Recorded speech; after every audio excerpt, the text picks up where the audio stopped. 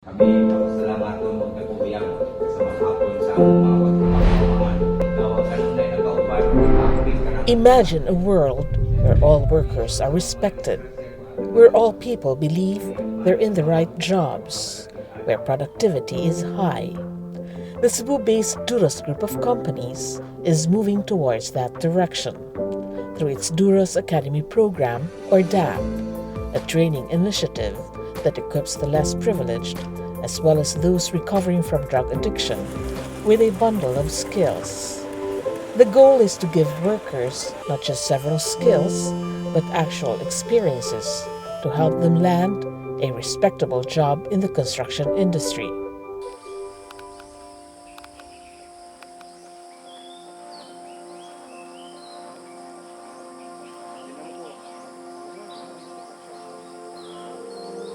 Diri man ko gikan sa atong programa atong sa Surrender to God. Then diha ko mga 2 years. So mao na nga wala pa ang DAP, nag-serve ko nya at the same time nag-recover sa akong addiction. Wa gyud kay ayo nga kuan sa una ba. Nang murag kana bitong mura na lang ko ako'y kalainan sa mga hayop. Wa gyud magamit ba. So kung ginahuna, wala ko magunahuna, asa ko makaon. Kung ginahuna, asa ko musuyop, asa ko mulaag. Bisan sa akong pamilya, sa akong ginikanan, wala naman ko respeto nila. Nay tao nga nag-invite sa kuha, ni go lang pud ko pag-invite. Then mo to, naabot ko sa Duros Academy program sa DAP. Kung sa may pinaka para nimo importante nga leksyon nga imong nakatunan gikan sa DAP. Ang kinabuhi ba, kuan kayo nang taas kayo, dili walay balyo nga ipuli bitaw. So sa akong nakita karon, ang akong kinabuhi karon kuan na kayo nang precious kayo ba. Dili pareha sa una nga musugot ra ko na makatrabaho ko, musugot ra man kog pasuyopon lang ko. So yan na ba, ang akong una-una naraman sa bisyo. Then karon, ang akong nauna-unaan na gyud, ang akong saon ako nga mahapsay akong kinabuhi, ang saon ako nga mapahimutang ko ba. Siyempre, napod sa akong una-una nga hawason bitaw sa kalisod akong pamilya. So mo na nga nakita na ko karon dako kayo kuan kalahian. Kay mo na kamaon ako communicate nilagtarong. Then kamaon ako magunaw na nga makig-date sa kanang ibalik na ko akong kuan ba na relasyon na ako sa akong pamilya. Nang kinasingkasing nga pasalamat sa second chance na ba nga gihatag na duha na bitaw kahigayon ang gihatag nila sa kuha. First sa Surrender to God, then ang ikaduha mo na ang Duros Academy program. Ryan thanks DAP not only for the technical training it provided, but for the life skills and actual job experience that helped them develop the core values of faith, integrity, quality of work, and responsibility.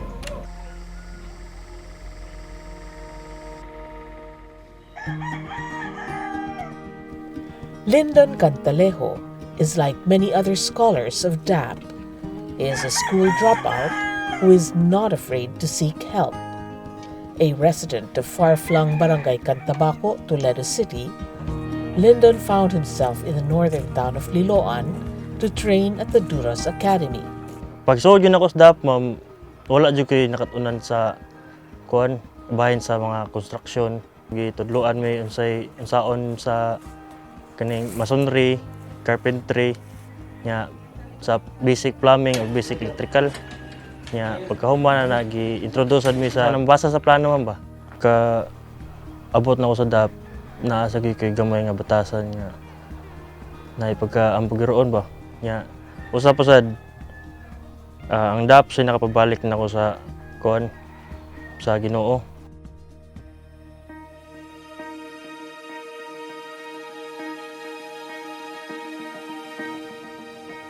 It all started with a vision from this man, Barino, CEO of Duros Group of Companies.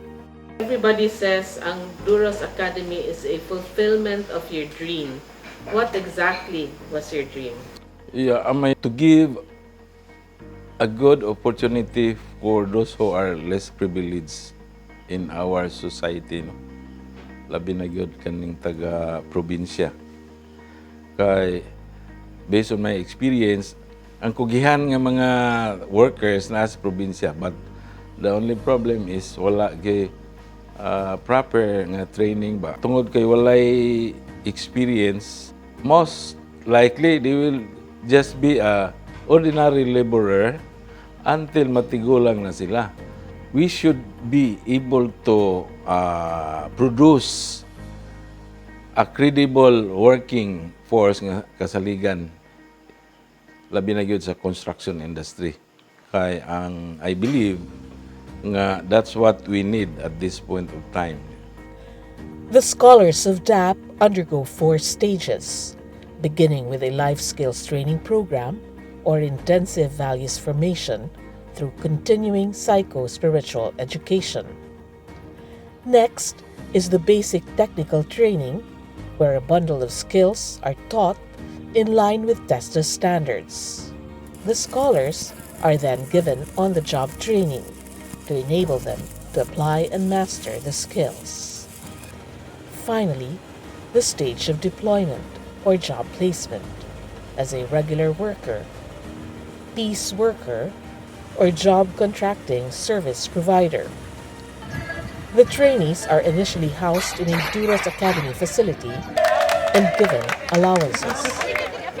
After 2 months and a half, we saw the progress of their attitude. Kana yung pagka-diligent na sa time nga. They are already very responsible to be at site at exactly 8 o'clock, then start the work. I personally observed ang ilang working habit, nalipay kay ko sa ilang mga performance. Barino says DAP will continue to run for as long as there are people willing to learn multiple skills in construction. I imagine nga ang amo niyang future nga working force, for example, if we build a house, among gipangita nga working force, of course, steelman, carpenter, plumber, and masonry. If this one group are equipped with different skills, so the very group will implement everything from carpentry to steel works to finishing work, cabinetry nga requires sa kabalay, ang kanang painting works, because practically all the necessary trade in the construction industry, it will be implemented as part of the program, skills training. Ang ako yung legacy nga probably nga akong mabilin sa entire province of Cebu nga once ang Osaka construction worker nga makita ang iyang success sa iyang panarbaho, pangutan-on siya sa society nga diin siya nakakuha og skills, nakapa-improve sa iyang kinabuhi. Makaingon siya nga naka-agree siya training sa Duros Academy program. And I believe with that, maura na akong ikahatag og kanang contribution sa ato ang society. For DAP Executive Director Mantuhac-Barino, the training program is more than just a simple advocacy. To her, it is personal, as DAP hits home. The founder of Surrender to God or Sugod, a drug recovery program which began in 2016, says DAP completes the cycle of recovery. There's a missing link to that because after they have recovered and regained their dignity, they need a job. So I believe that this Duros Academy program is the completion of the complete intervention for recovering addicts to be fully integrated to the society, to gain full employment. So with that, I believe that the Duros Academy program also fulfills the entire mission of the Surrender to God Foundation. There's a stigma with the drug addicts. In our studies, they become addicts because of their obsessive compulsive behavior. And when the drugs is already out of their system, they become the kind of worker who are obsessive and compulsive in doing the tasks that are assigned to them. So we observe and we attest to that. Once they are put into the job, they become very productive. At first, we thought that it was difficult to mix the non-drug users and the drug users, but it was very surprising. She says DAP also answers the call of government for more skilled workers in the country. This program of Duros Academy will also answer to the economic need, no? Not only for Duros that we need skilled people, but also for the country as well. Our country, especially in this time that we have experienced this pandemic and there's so much recession in our country, many people lost their job. The recovery program of our nation is to go build, build, build. I would like to look at Duros Academy as a model, not just an ordinary training school for technical training schools, but really a holistic approach of training a person that will not just mold them into a successful person, but a God-fearing individual who will compose the large number of our workers in the workplace in whatever capacity they have. This will make the person grow, not just economically, but spiritually as well. Sa DAP, ang akong ikasulti nga mas labing maayo aron nga gawas nga mahaduol sa Ginoo. Dako pod kay silag chance nga makakatuon sa trabaho nga gusto unta nila yung makatunan. Nausab yun ilang kuan, formal na silang mo trabaho. Ang ilang kuan, performance, makita na ko nga nindot yun. Nindot, mamason, ma-welding. So daghan sila nga nakatunan. So gani, nalipay sila. Pero ang ilang yung priority nga, itabang yun sa ilang pamilya. Nakaagi sila og soft skills. Mura og dako kay katabang sa ilang panginabuhi. Kay nisunod naman gid sila sa ilahang kabubuton sa Ginoo. Naa karon sila sa panahon nga magampo una magtrabaho. Ang ilahang skills inubanan sa ilang pagtuo sa Ginoo. Ilag yung gibatunan, dako kay importansya sa ilang kinabuhi nga magamit gyud nila sa ilang pagpantrabaho.